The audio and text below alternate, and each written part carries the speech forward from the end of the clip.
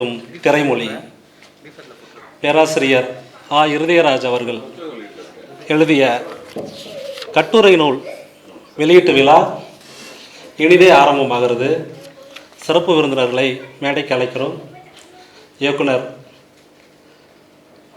இயக்குனர் வசந்தபாலன் அவர்கள்,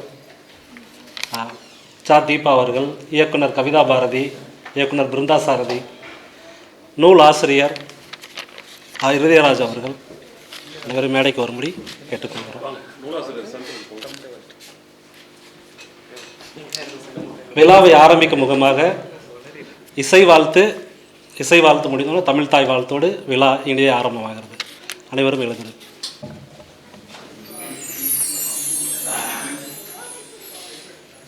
நண்பர்களே,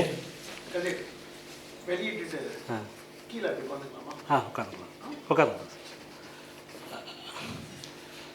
லயலா கல்லூரியினுடைய தேர்வு கட்டுப்பாட்டு அலுவலர், காட்சி தகவலியல் துறையினுடைய பேராசிரியர் அருட்திரு முனைவர் இருதயராஜ் அவர்கள் எழுதிய கழக குரலாய் எழும் திரைமொழி புத்தகம் இப்பொழுது வெளியிடப்படுகிறது. இயக்குனர் வசந்தபாலன் அவர்கள் வெளியிட எழுத்தாளர் தீபா அவர்கள் பெற்றுக்கொள்கிறார்.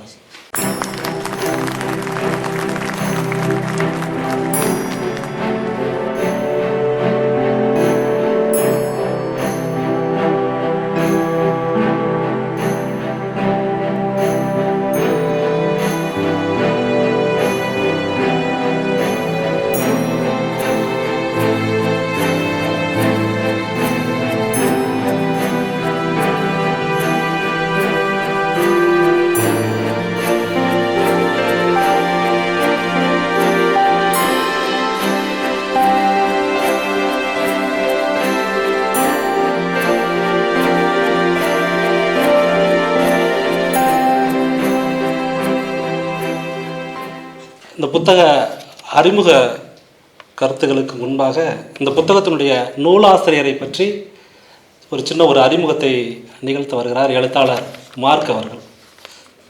அனைவருக்கும் வணக்கம். 20 ஆண்டுகளுக்கு முன்பாக 2004 டிசம்பர் 26ஆம் தேதி உலகம் முழுவதுமே ஒரே நாளில் ஒரு பெயர் பிரபலமானது. என்னன்னு தெரியுமா? 2004 டிசம்பர் 26 சுனாமி. ஒரே நாளில் உலகம் பூரா, அதுக்கு முன்னால் கேள்விப்பட்டது கூட இல்லை அந்த வார்த்தையை. அந்த சமயத்தில் இருதயராஜ் அவர்கள் நாகப்பட்டினத்தில் வேலை பார்த்துக்கிட்டு இருந்தார். அதனால் மிகப்பெரிய இழப்பு. கடலுக்கு மீன்பிடிக்க சென்ற பலர் உயிரை இழந்தார்கள். எண்ணற்றோர் ஒரே நாளில் எண்ணற்ற பெண்கள் விதவிகளாக மாறினார்கள். ஆக அந்த விதவிகள் நலனுக்காக அப்பொழுதிருந்தே அவர்கள் ஒரு அமைப்பை ஏற்படுத்தி அவருடைய பிரச்சனையை தொடர்ந்து எழுதியும் அமைப்பாக ஏற்படுத்தி அவர்களுக்கான அரசு என்ன செய்ய வேண்டும் என்பது பற்றியும் தொடர்ந்து செயல்பட்டு கொண்டிருந்தார்கள். சமீபத்தில் கடந்த மாதம் தமிழ் திசையில் இந்து தமிழ் பத்திரிகை, அதில் இவருடைய பிரச்சனையை மையப்படுத்தி ஒரு கட்டுரை எழுதியிருந்தார் இருதயராஜ். வழக்கமாக எந்த விதமான பதிலும் இருக்காது. ஆனால் இந்த கட்டுரைக்கு அரசு உடனே அதே பத்திரிகையில் பதில் அளித்திருந்தது. இதற்காக தனியாக ஒரு வாரியம் அமைக்க வேண்டும், இந்த விதவைகள் நலனுக்காக தனியாக அரசு வாரியம் அமைக்க வேண்டும் என்பது அந்த கட்டுரையின் சாரம். நாங்கள் விரைவில் அதை செய்வோம் என்று அரசே அதற்கு பதில் கொடுத்திருந்தது. அந்த அளவிற்கு அவர் ஒரு செயல்பாட்டாளராகவும் இருந்தார். பல பிரச்சனைகளை தொடர்ந்து கடந்த 20-25 ஆண்டுகளாக பத்திரிகைகள் வழியாக எழுதி கொண்டே வந்தார். எப்படியும் ஒரு மாதம் ஒரு கட்டுரையாவது தமிழ் திசை, தினமணி, அமிர்தா, இன்னும் எங்களுடைய கிறிஸ்தவ பத்திரிகையாக நம் வாழ்வு போன்ற ஆங்கில பத்திரிகை, அதுகளிலும் அவருடைய கட்டுரை தொடர்ந்து வந்து கொண்டே இருக்கிறது. இது ஒரு புறம். அதே சமயத்தில் இவர் பாரதியார் யூனிவர்சிட்டி சேலத்தில் இந்த ஊடகவியலில் முனைவர் பட்டம் பெற்று மதுரையில் லென்ஸ் என்ற ஒரு அமைப்பை ஏற்படுத்தினார். மதுரையில் லென்ஸ் என்ற ஒரு அமைப்பை ஏற்படுத்தி அந்த அமைப்பின் மூலமாக அப்பகுதியில் உள்ள மக்களுக்கு ஊடகம் பற்றிய விழிப்புணர்வை ஏற்படுத்தி வந்தார். அது மிகப்பெரிய, அது இன்றும் தொடர்கிறது. இன்றும் அவருக்கு பிற்பாடு வந்தவர் அது இன்னும் அதே வழியில் சென்று மிகச்சிறப்பாக செய்து கொண்டு வருகிறார். அந்த சமயத்தில் இந்த ஊடகத்திற்காக ஒரு பத்திரிகையை ஒன்றை நடத்தி வந்தார், சிலம்பம் என்று. அது இன்றைய தினமும் மிகச்சிறப்பான விதத்தில் நடைபெற்று கொண்டிருக்கிறது. இந்த லென்ஸ் வழியாக அப்பகுதியில் உள்ள மக்களுக்கு இந்த சிறந்த படைப்புகளை அறிமுகப்படுத்துவது, அதை திரையிடுவது, அதை பற்றிய ஒரு சில கருத்து பைகளை அமைத்துக் கொள்வது, அதன் மூலமாக இந்த திரைப்படங்களை ஊடக கண்ணோட்டத்தோடு, ஆய்வு கண்ணோட்டத்தோடு, விமர்சன கண்ணோட்டத்தோடு பார்க்கின்ற பார்வையையும் அவர் கொடுத்து வந்தார். திருச்சியிலும் அதன் பிற்பாடு இந்த ஊடகவியலில் அவர் பணியாற்றி வந்தார். தற்சமயம் சென்னையில் ஏற்கனவே தொடக்கத்தில் கூறியது போல இந்த ஊடகத்துறையில் விஷுவல் கம்யூனிகேஷன் என்று சொல்வார்கள், அதனுடைய இயக்குநராக இருந்தார். இப்பொழுது அதனுடைய பேராசிரியராக செயல்பட்டு கொண்டிருக்கிறார். விஷுவல் கம்யூனிகேஷன் பற்றி உங்களுக்கு எல்லாத்துக்கும் நல்லா தெரியாத பற்றி சொல்ல வேண்டியதில்லை, மிகப்பெரிய ஆளுமைகளை எல்லாம். அதன் மூலமாக பல்வேறு விதமான மாணவர்கள் மத்தியில் பல்வேறு விதமான விழிப்புணர்வுகளை அவர் ஏற்படுத்தி வருகிறார். தொடர்ந்து எழுதியும் வருகிறார். அதோடு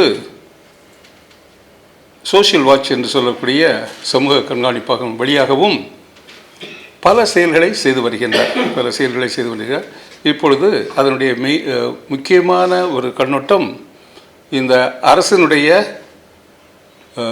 பாலிசி, பட்ஜெட், இதை ஆய்வு செய்து இதில் எப்படி அடித்தட்டு மக்களுக்கு சாதகமாக இருக்கிறதா, விரோதமாக இருக்கிறதா, எந்த விதத்தில் செயல்பட வேண்டும் என்கின்ற விதத்தில் அதை ஆய்வு கட்டுரையாக, ஆய்வு புத்தகங்களாக தொடர்ந்து அதை வெளியிட்டு கொண்டு வருகிறார்கள். அதோடு மட்டுமல்லாமல் இந்த கிராமப்புற பஞ்சாயத்தில் உள்ள சாதாரண மக்களை ஒருங்கிணைத்து இந்த பட்ஜெட் பற்றிய ஒரு விழிப்புணர்வையும் கொடுத்து வருகின்றார்கள். இப்பொழுது சமீபத்தில் இந்த மலைவாழ் மக்கள் மற்றும் புதிரை வண்ணார்கள் என்று சொல்லக்கூடிய அந்த மக்கள், இவர்களை ஒருங்கிணைத்து இவர்கள் எந்தெந்த விதத்திலெல்லாம் அரசின் நல உதவிகளை பெறலாம் என்கின்ற அந்த விதத்திலும் அவர் செயல்பட்டு கொண்டிருக்கிறார். அதோடு கண்ட்ரோலர் ஆஃப் த எக்ஸாம் அதனுடைய பொறுப்பும் இருக்கிறது.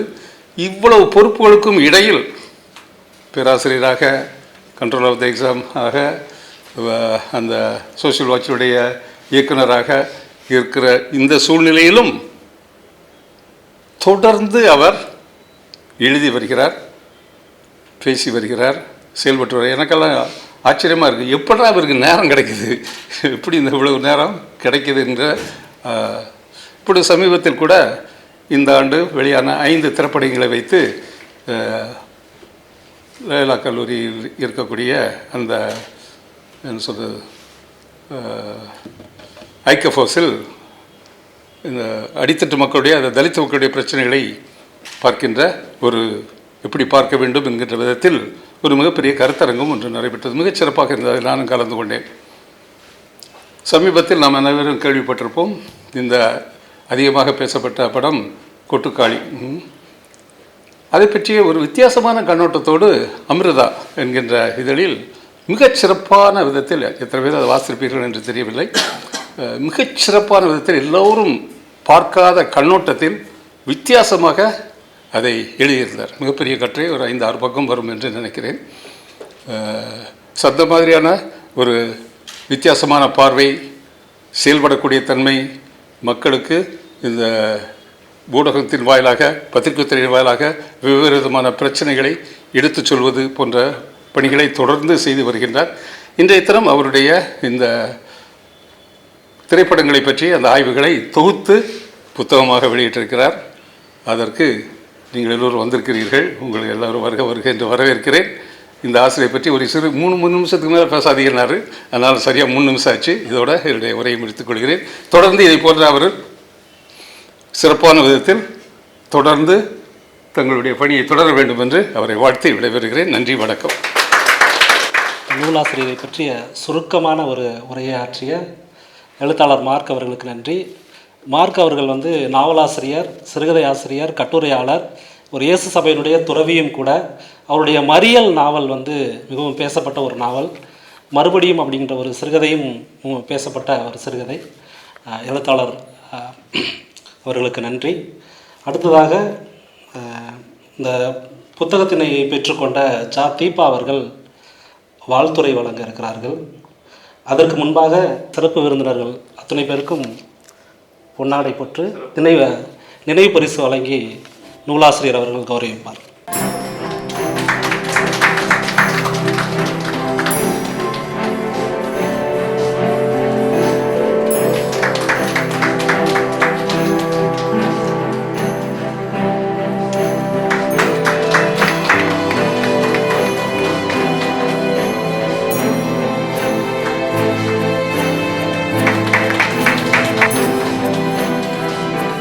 அடுத்ததாக இந்த நிகழ்ச்சியில் வந்து இசை வாழ்த்தும் தமிழ் வாழ்த்தும் பாடிய நண்பர்கள் பால் ரிச்சர்ட் இருவருக்கும் கவிதா பாரதியும் பிருந்தா சாரதி அவர்களும் பொன்னாடை போர்த்தி நினைவு பரிசு அளிப்பார்.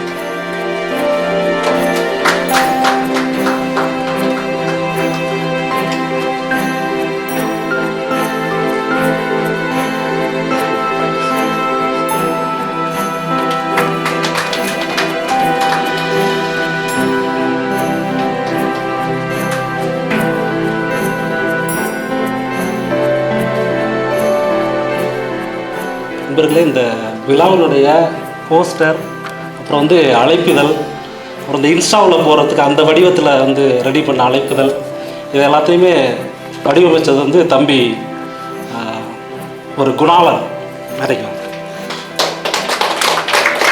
அவருக்கு இயக்குனர் வசந்தபாலன் அவர்கள் பொன்னாடை பொருத்தி நினைவு பரிசு வழங்குவார்.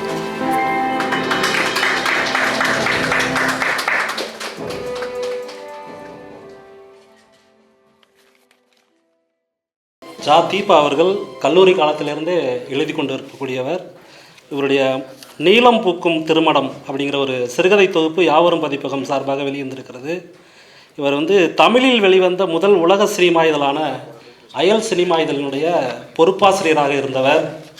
எல்லாவற்றுக்கும் முக்கியமாக அவர் வந்து ஒரு ஆவணப்பட இயக்குனரும் கூட. மரபணு மாற்று கத்திரிக்காய் மற்றும் திருப்படை மருதூர் சுவரோவியங்கள் பற்றின அவருடைய ஆவணப்படங்கள் ரொம்ப முக்கியமான ஆவணப்படம். பதிப்புத்துறையிலும் இயங்கி வருகிறார். இந்த கழக குரலாய் எழும் திரைமொழி இந்த புத்தகத்திற்கு முன்னுரை எழுதியிருக்கிறார். தீபா அவர்களை வாழ்த்துறை வழங்கும்படி அழைக்கிறோம். வாழ்த்துறை வழங்கிய தீபா அவர்களுக்கு நன்றி. அடுத்ததாக அறிமுக உரைக்குள் போக இருக்கிறோம். இந்த புத்தகத்தினுடைய அறிமுக உரையை முதலில் ஆற்ற இருப்பவர் கவிஞர், எழுத்தாளர், இயக்குனர் பிருந்தா சாரதி அவர்கள். இவர் தித்திக்குதே படத்தினுடைய இயக்குனர். ஆனந்தம், பையா, வேட்டை போன்ற படங்களுடைய வசனகர்த்தா. அடிப்படையில் வந்து ஒரு கவிஞர். நடைவண்டி, ஞாயிற்றுக்கிழமையின் பள்ளிக்கூடம், எண்ணும் எழுத்தும், மீன்கள் உறங்கும் குளம் போன்ற கவிதை நூலினுடைய ஆசிரியர். ஒரு 2 நாட்களுக்கு முன்பு தான் இவர் எடுத்த கவிக்கோ அப்துல் ரஹ்மான் அவர்களை பற்றி எடுத்த ஆவணப்படம் கவிக்கோ அப்படிங்கிற ஆவணப்படம் வந்து ரிலீஸ் ஆனது. இந்த புத்தகம் குறித்து பேசுவதற்காக கவிஞர், எழுத்தாளர் பிருந்தா சாரதி அவர்களை அழைக்கிறேன். ஒரு அர்த்தமுள்ள ஒரு அறிமுக உரை. எழுத்தாளர், கவிஞர் பிருந்தா சாரதி அவர்களுக்கு நன்றி. அடுத்ததாக இந்த புத்தகத்தினுடைய இன்னொரு அறிமுக உரை கவிஞர் கவிதா பாரதி அவர்கள். இவர் தராசு, நக்கீரன் போன்ற இதழ்களில் வந்து பத்திரிகையாளராக தன்னுடைய பணியை தொடர்ந்தவர். எனக்கு தெரிந்து நிறைய காதல் கவிதைகளை எழுதிய கம்யூனிஸ்ட் கவிஞர்.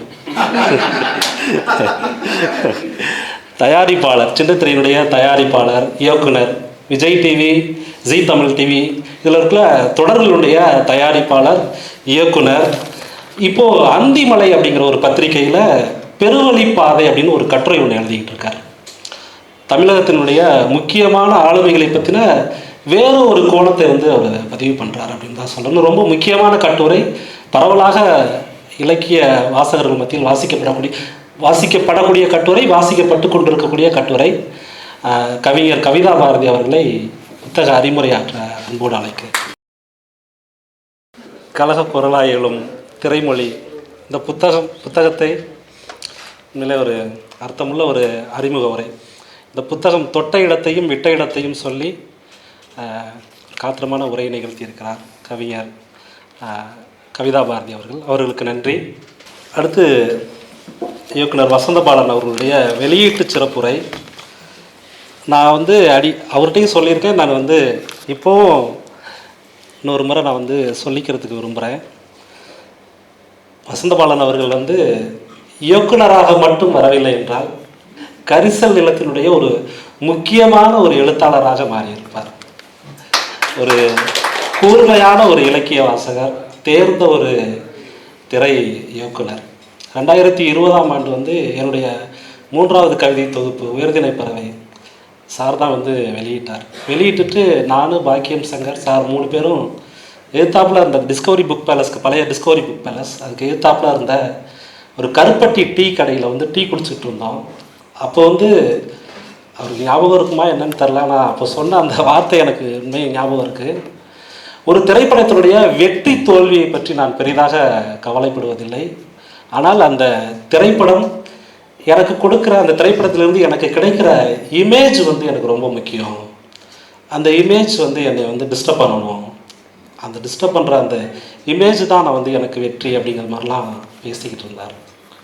பொதுவாகவே இப்போ கவிதா பாரதி சொன்னது மாதிரி சினிமா அப்படிங்கிறது வெற்றி பெற்றவர்களுடைய அல்லது கதாநாயகர்களுடைய இமேஜை சொல்கிற ஒரு மீடியமாக இருக்கிற ஒரு காலகட்டத்தில் தோற்றவருடைய இமேஜை முதலாக சினிமாவில் சொல்லி அதில் தேசிய விருது வென்ற ஒரு இயக்குனர் அப்படின்னா வசந்தபாலன் சார் அவர் தான் சொல்லணும்.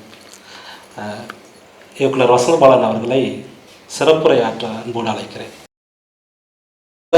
தூயவர், வளர்ச்சி நாயகர், கதாநாயகன் என்று கட்டமைக்கப்பட்ட பிம்பங்களுக்கு பின்னால் எழுப்பப்படும் ஆபத்தான கோபுரங்களின் விரிசல்களையும் நாயகத்தன்மையின் இரட்டை வேடத்தையும் கள்ள மௌனத்தையும் துகிலுரிக்கிறார். இது கலகக்குரலாய் எழும் திரைமொழி அப்படிங்கிற அந்த புத்தகத்துக்கு அணிந்துரையில் வசந்தபாலன் சார் சொன்ன ஒரு பேராகிராஃப். அவர் முன்னுரையோட வேறொரு ஆதங்கமான ஒரு வடிவமாக தான் அவருடைய பேச்சு அப்படிங்கிறது இருந்தது. இந்த பேச்சு மூலமாக எனக்கு கிடைச்ச அவர் எனக்கு கொடுத்த ஒரு இமேஜ் நான் ஒரு கசப்பின் குழந்தை அப்படிங்கிறத அவர் ஒரு ஓப்பனாக ஒத்துக்கிட்டது. அப்புறம் உள்ளே இருக்கிற கோபத்தை வெடிச்சிட்டு நான் கோபத்தின் குழந்தை அப்படிங்கிறதெல்லாம் ஒத்துக்கிட்டது எல்லாமே கவனிக்கும் பொழுது உண்மையாகவே ஒரு உண்மையான ஒரு ஆதங்கத்தோட ஒரு வடிவமாக தான் இருந்தது. ஒரு அர்த்தமுள்ள ஒரு வெளியீட்டு சிறப்புரையை நிகழ்த்திய இயக்குனர் வசந்தபாலன் அவர்களுக்கு நன்றி. அடுத்ததாக ஏற்புரையும் நன்றி உரையும். அதாவது உலக சமூக மாமன்றம் நேபாளத்தில் 2024ஆம் ஆண்டு ஒரு மாநாடு நடத்தினாங்க. அந்த மாநாட்டை பற்றி இந்து தமிழ் பத்திரிகையில் உயர்ந்து நிற்கும் நம்பிக்கை அப்படின்னு ஒரு கட்டுரை ஒன்று வந்தது. அந்த கட்டுரையில் நிறையா விஷயங்கள் பேசினாங்க. எனக்கு சட்டுன்னு என்னுடைய கவனத்தை ஈர்த்த ஒரு கருதுகோளாக இருந்தது உலகத்தில் மாறி வரும் சுற்றுச்சூழல் அநீதியான ஒரு சூழலாக மாறி வருகிற அந்த வேளையில் அது உடனடியாக பாதிக்கிறது பெண்களையும் குழந்தைகளையும் மாற்றுத்திறனாளிகளையும் தான் உடனடியாக பாதிக்கிறது அப்படின்னு அந்த கட்டுரையில் ஒரு இடத்துல ஒரு குறிப்பு ஒன்று வந்தது. அந்த கட்டுரையை எழுதியவர் நம்முடைய பேராசிரியர் இருதயராஜ் அவர்கள். அந்த கட்டுரையின் மூலமாகத்தான் எனக்கு அவர் அறிமுகமானார். பேராசிரியர் அவர்களை ஏற்புரையும் நன்றியுரையும் மாற்ற அன்போடு அழைக்கிறேன். எல்லோருக்கும் மாலை வணக்கம். காலம் கடந்து கொண்டிருக்கின்றது, அதனால் விரைவாக என்னுடைய ஏற்புரையும் நன்றியுரையும் முடிக்க விரும்புகின்றேன். இந்த அருமையான மாலை பொழுதுக்காக நானும் கதிர் பாரதியும் பல நாட்கள் திட்டமிட்டிருந்தோம்.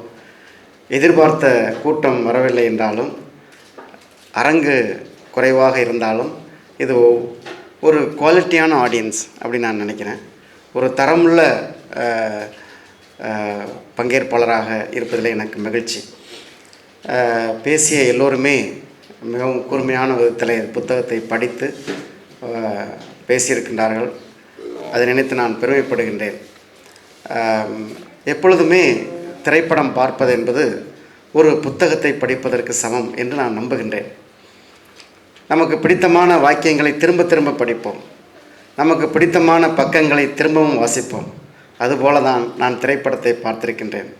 எல்லாரும் ஒரு முறை பார்த்துட்டு போயிடுவாங்க, அது பொழுதுபோக்கு.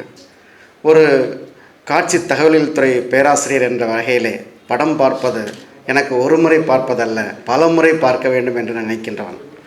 ஏனென்றால் ஒவ்வொரு முறையும் பார்க்கின்ற பொழுது அதிலே புதிய அர்த்தம், புதிய சிந்தனை, புதிய கேள்விகள் வருவதை நான் பார்த்திருக்கின்றேன்.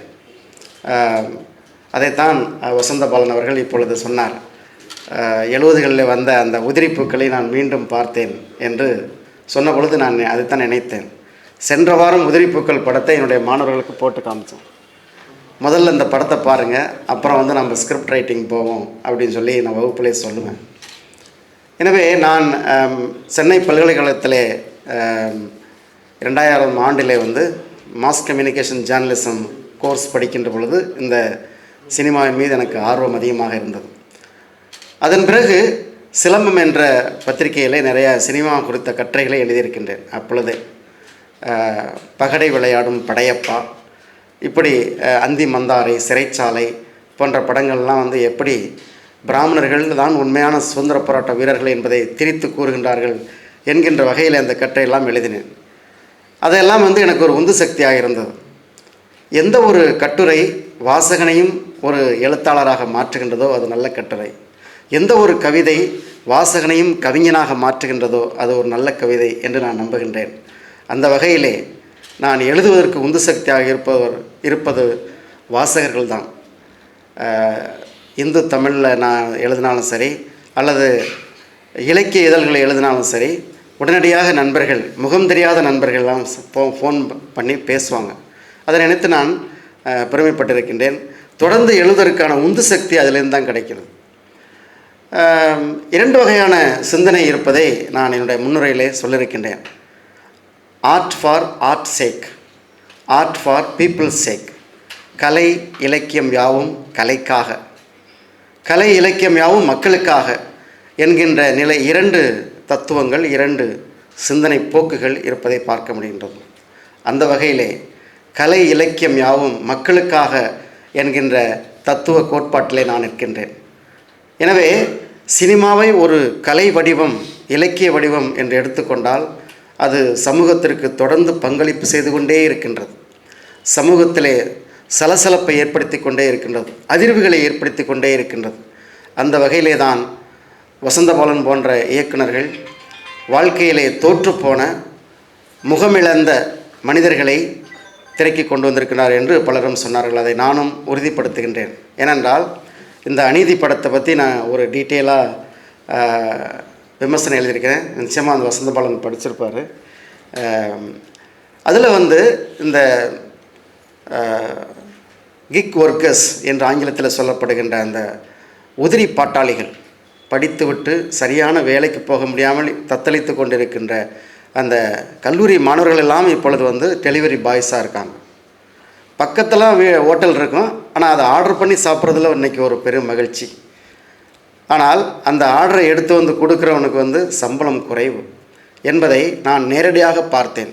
ஏனென்றால் என்னுடைய அண்ணன் மகன் அந்த வேலையை செய்து கொண்டிருந்தான். அதை நினைத்து பல நாட்கள் நான் வருத்தப்பட்டிருக்கின்றேன். ஏன் படித்த மாணவர்களோடு இப்படி கஷ்டப்படுகின்றார்கள்? ஆப் நடத்துகிறவனுக்கு சரியான இது போயிடுது, ஹோட்டலுக்கு தனியாக காசு போயிடுது. ஆனால் அந்த உழைப்பை சுரண்டி சுரண்டி பிழைக்கின்றவர்கள் ஒருபுறம், உழைப்பை மட்டும் கொடுத்துவிட்டு மீண்டும் மீண்டும் ஓட்டாண்டியாக மாறிக்கொண்டிருப்பவர்கள் பல பேர் இருக்கிறார்கள் என்பதை மிக அருமையாக அந்த அநீதி படத்திலே சித்தரித்திருப்பார். இப்பொழுது தமிழகம் எங்கும் இருக்கின்ற இந்த ஃபுட் டெலிவரி பாய்ஸை பற்றி ஒரு ஆய்வு செய்து ஒரு புத்தகம் எழுதி கொண்டிருக்கின்றேன். அது அடுத்த புத்தக கண்காட்சிக்குள் வந்துவிடும் என்று நம்புகின்றேன். ஏனென்றால் இதை பற்றி யாருமே பேசவில்லை. ஒரு சில இயக்குநர்கள் தான் பேசியிருக்கின்றார். ஒரு சில ஹிந்தி படம் வந்திருக்கு, அதுக்கப்புறம் அந்த அநீதி படத்தில் அதனுடைய உச்சத்தை காட்டியிருப்பார். எனவே இப்படி கலை இலக்கியம் யாவும் மக்களுக்காக, சமூகத்திற்காக இருக்க வேண்டும் என்ற சிந்தனையோடு இருக்கின்ற படங்களை மட்டும்தான் நான் தேர்வு செய்து எழுதியிருக்கின்றேன். பார்க்கின்ற எல்லா படத்தையும் நான் எழுதவில்லை, எழுதப் போவதும் இல்லை. அந்த வகையிலே இது போன்ற திரை விமர்சனங்களை நான் ஏன் எழுத வேண்டும் என்கின்ற ஒரு கேள்விக்கு பதிலாகத்தான் இதை நான் சிந்திக்கின்றேன்.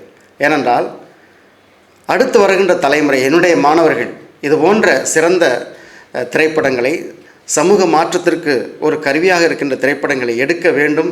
அதற்கான உந்து சக்தியாகத்தான் அவர்கள் தங்களுடைய படிப்பை மாற்ற வேண்டும் என்று இந்த நேரத்திலே நான் கூறிக்கொள்கின்றேன். இந்த 15 திரை விமர்சனங்களையும் படித்துவிட்டு பல பேர் என்னிடம் கருத்துக்கள் பகிர்ந்து கொண்டிருக்கின்றார்கள். நான் எழுதிய மொழியை பற்றி பிருந்தா சாரதி அழகாக சொன்னார். எந்த ஒரு விஷயத்தையும் எல்லோருக்கும் புரியும்படி எழுதுகிறவன் தான் நல்ல எழுத்தாளன், அவன்தான் அறிவுஜீவி என்று கூட நான் சொல்ல முடியும். அந்த வகையிலே நான் எழுதி எனக்கு முதல்ல புரிய வேண்டும், எனக்கு பக்கத்தில் இருக்கின்ற நண்பனுக்கு புரிய வேண்டும், என்னுடைய அம்மாவுக்கு புரிய வேண்டும். நான் எழுதி முதல்ல எங்கள் அம்மாவிட்ட தான் கொடுப்பேன். இப்போ அம்மா இல்லை, ஆனால் அவங்க படிச்சுட்டு கரெக்டாக சொல்லுவாங்க, தம்பி இந்த விஷயத்தை எப்படி எழுதுனேன், ரொம்ப தெளிவாக இருக்கு அப்படின்னு சொல்லிட்டு மற்றவங்கள்ட்ட அந்த கருத்தை சொல்லுவாங்க. அப்போ எங்கள் அம்மாவுக்கு புரிஞ்சிருக்குது அப்படின்னு சொல்லி நான் சந்தோஷப்படுவதுன்று. அதே மாதிரி என்னுடைய நண்பர்கள் பல பேர் வாசித்து விட்டு உங்களுடைய எழுத்து நடை எனக்கு ரொம்ப பிடிச்சிருக்கு, அதனால் கதிர் பாரதி கூட சொல்லியிருக்கிறார், முதல் முறையாக அவரை பார்த்து என்னுடைய புத்தகத்தை கொடுத்தபோது உங்களுடைய மொழி நடை என்னை கவர்ந்தது, எளிதாக வாசிக்க முடிகின்றது, விரைவாக வாசிக்க முடிகின்றது அப்படிங்கிறத சொன்னார்.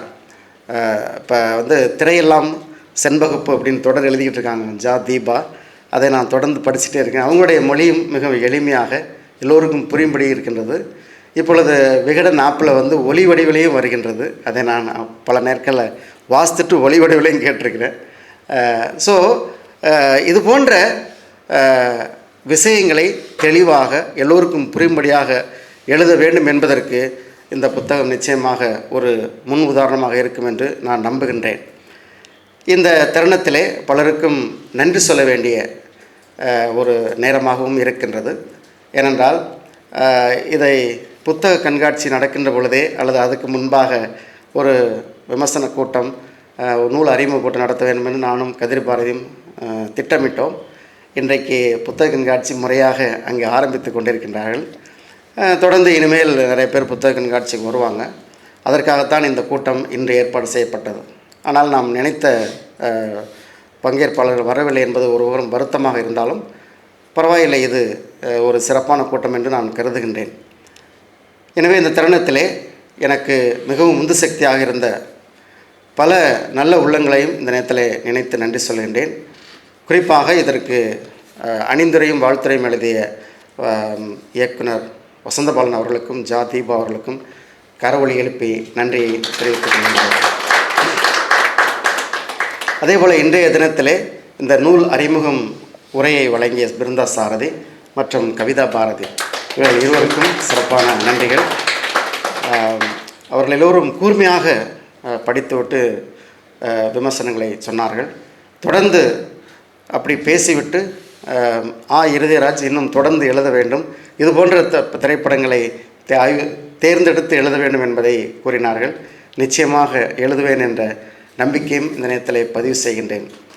அதன் பிறகு இந்த கூட்டத்திற்கு மிகவும் நுணுக்கமாக திட்டமிட்டு அதை செயல்படுத்தி கொண்டிருக்கின்ற தொகுத்து வழங்கிய கதிர் பாரதி அவர்களை நான் சிறப்பாக பாராட்டுகின்றேன்.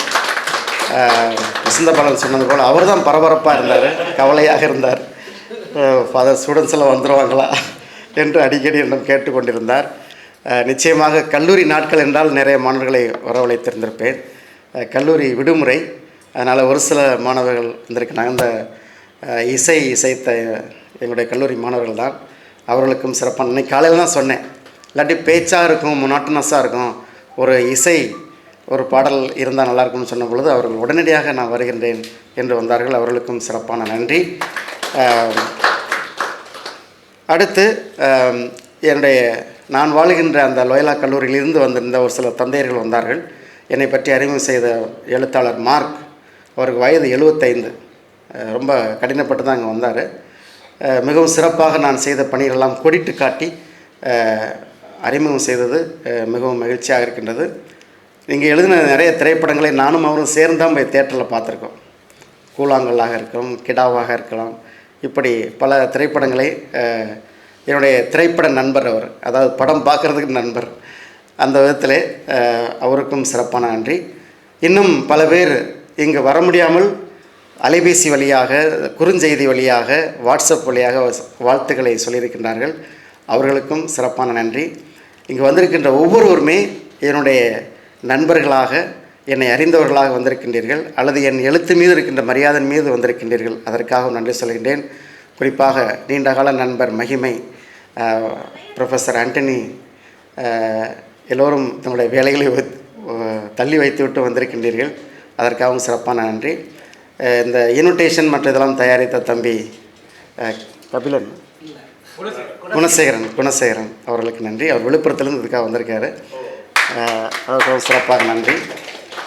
நான் என்னுடைய அழைப்பை ஏற்று வந்திருக்கின்ற மாணவிகள்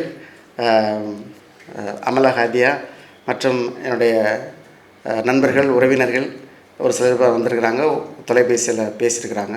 அவர்களுக்கும் சிறப்பான நன்றி.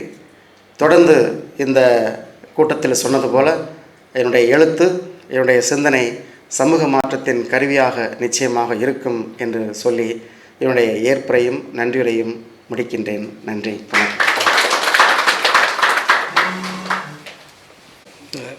இந்த விழாவை உலகமெங்கும் எடுத்து செல்லவிருக்கிற ஸ்ருதி டிவி கபிலனுக்கும் சுரேஷுக்கும் பேராசிரியர் இதயராஜ் அவர்கள் சார்பாகவும் என் சார்பாகவும் நன்றி தெரிவித்துக் கொள்கிறேன். விழா இனிதே நிறைவடைந்தது. நன்றி நண்பர்களே.